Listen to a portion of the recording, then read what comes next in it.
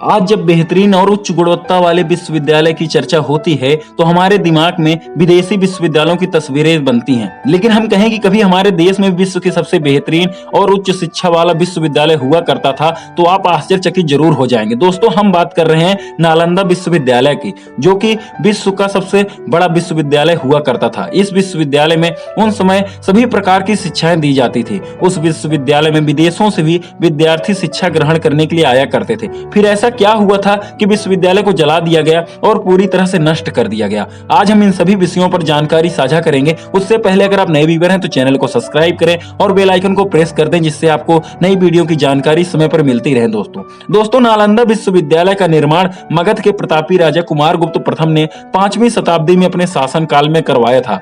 उनके द्वारा कराया गया यह सर्वोच्च कार्य था। वर्तमान में यह स्थान नालंदा विश्वविद्यालय बिहार में स्थित है। विश्वविद्यालय की लंबाई 240 मीटर फैली थी और चौड़ाई 490 मीटर थी और यह विश्वविद्यालय 12 हेक्टेयर यानी 30 एकड़ में फैला था, जो कि विश्व का सबसे बड़ा विश्वविद्यालय इसे बनाता था। दोस्तों, इस विश्वविद्यालय में 3 भारतीय राजाओं के द्वारा मूल योगदान दिया गया था।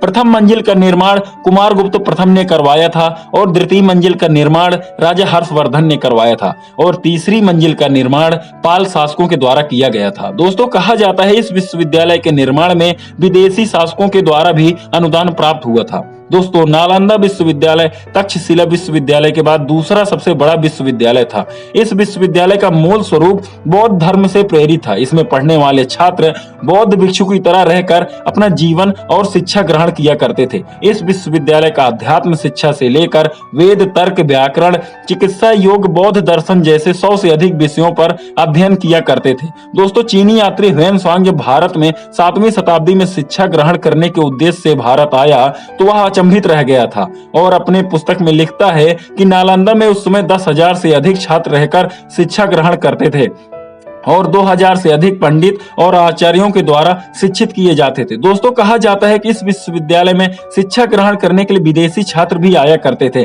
जैसे इंडोनेशिया, ग्रीस, कोरिया, जापान, चीन, तिब्बत, ईरान, मंगोलिया समेत कई देशों के साथ छात्र शिक्षा ग्रहण करने के उद्देश्य से आया करते थे। दोस्तों, आखिरकार ऐसा समय आ ही गया था जब नालंदा विश्वविद्यालय पे जब तुर्क शासकों का कहर टूट पड़ा। कहा जाता है कि सबसे पहले इस विश्वविद्यालय पर हूणों के मिहिर राजा के द्वारा आक्रमण किया गया था, लेकिन तब इतना ज्यादा नुकसान नहीं हुआ था। लेकिन सबसे ज्यादा नुकसान मुगल शासकों के द्वारा किया गया। दोस्तों, कहा जाता है 11वीं शताब्दी में बख्तियार खिलजी के शासन काल में नालंदा विश्वविद्यालय अपने आयुर्वेदिक पद्धतियों में चरम पर था और उसी समय बख्तियार खिलजी बीमार हुआ था और उसके हकीमों के द्वारा बहुत इलाज किया गया, लेकिन बख्तियार खिलजी को कोई लाभ नहीं हुआ और सारे प्रयास विफल हो गए थे।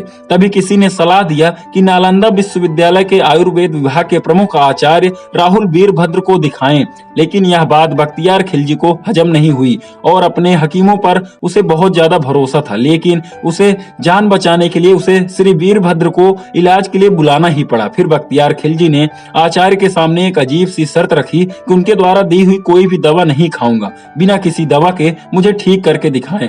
वैद्यराज ने सोचकर बात और शर्त स्वीकार कर ली और खिलजी को कुरान देकर एक पृष्ठ को नियमित पढ़ने के लिए कहा और कहा कि आप जल्द ही ठीक हो जाएंगे। और सच में बख्तियार खिलजी कुछ ही महीनों में ठीक हो गया।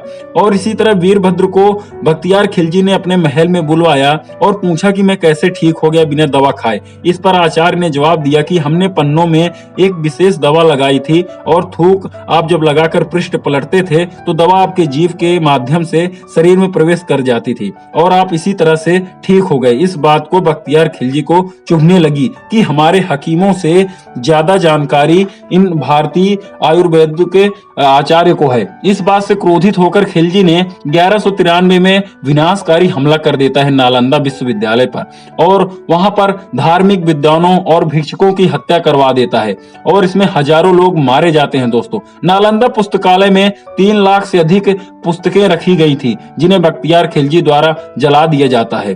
दोस्तों, पुस्तकालय में रखी किताबों की संख्या बहुत अत्यधिक होने के कारण पुस्तकालय 3 महीनों तक जलता रहा और इस बार नालंदा विश्वविद्यालय इस आक्रमण को सहन नहीं कर सका और धीरे धीरे नालंदा विश्वविद्यालय समाप्त हो गया और धरती में समा गया। दोस्तों, मुगल आक्रमणकारियों ने हमारे संस्कृत और सभ्यता पर बहुत ज्यादा ही आघात किया था, क्योंकि उन्हें पता था कि इनकी संस्कृति को ही नष्ट करने से ये कमजोर हो जाएंगे। दोस्तों, वैसे कहा जाता है कि नालंदा को जलाने में ब्राह्मणों का भी बहुत ज्यादा महत्वपूर्ण हाथ था, लेकिन किसी भी ग्रंथ या किताब में ये साबित नहीं होती कि ब्राह्मणों के द्वारा नालंदा विश्वविद्यालय जलाया गया था। दोस्तों, आपको क्या लगता है? आपकी